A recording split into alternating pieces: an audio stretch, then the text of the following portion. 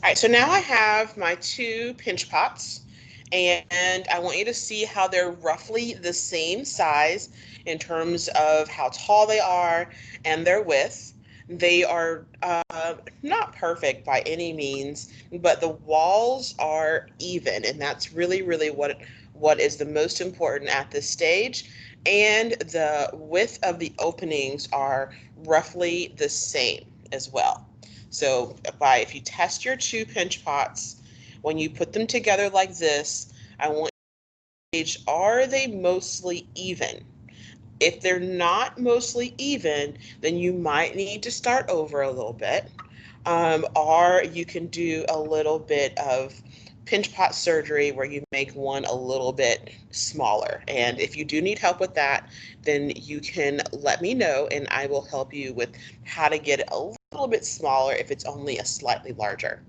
All right, so for now, the next step, what you need is a little cup of water, and we're going to use this as our slip, and you're going to need a plastic fork. So you need a little bit of water, and a plastic fork. If you um, beforehand put a little bit of clay in your plastic water, then it's really what you need. But if you did not, if just a little bit of water in a bowl will be fine, because you just need to make some slip so that you can slip and score. So we're joining these two pinch pots together.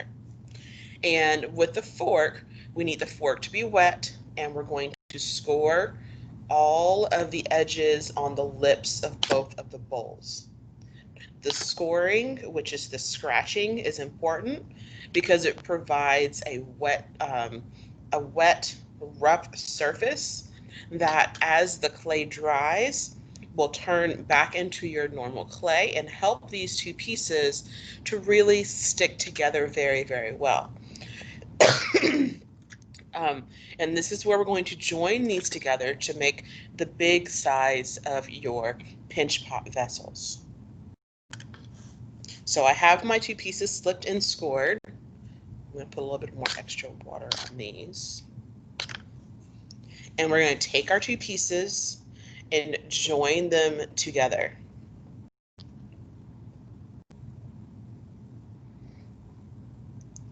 So this is where, if they're the same size, your life will be much, much easier.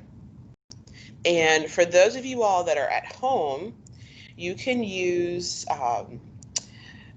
a old credit card or a piece of like plastic for the next step. So if you don't have that, you might want to get that for the next part.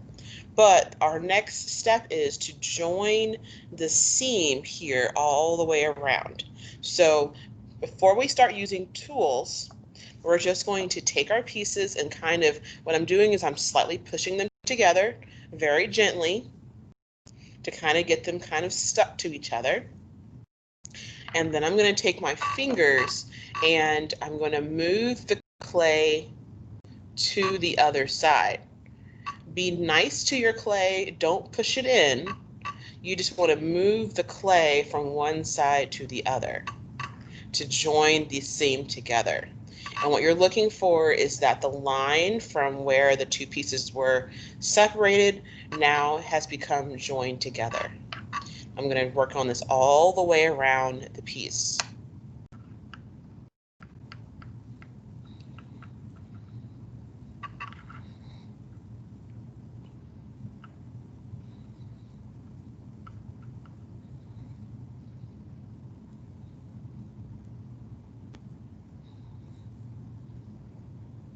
So you see I'm just turning it in my hand, and with one hand I'm holding it gently, and the other hand I'm really working on just moving the clay from one side to the other to get rid of the seam.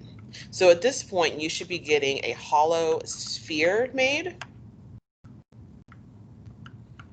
Remember to be gentle to your clay, be nice to it, but what you're doing is moving that clay from one side to the other.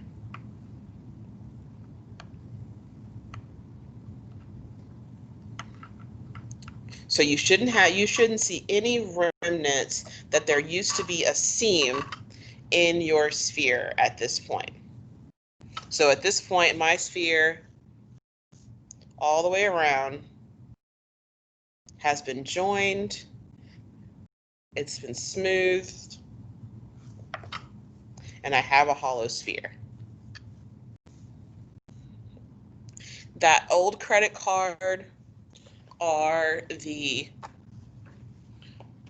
rib tool that you're using is going to come next.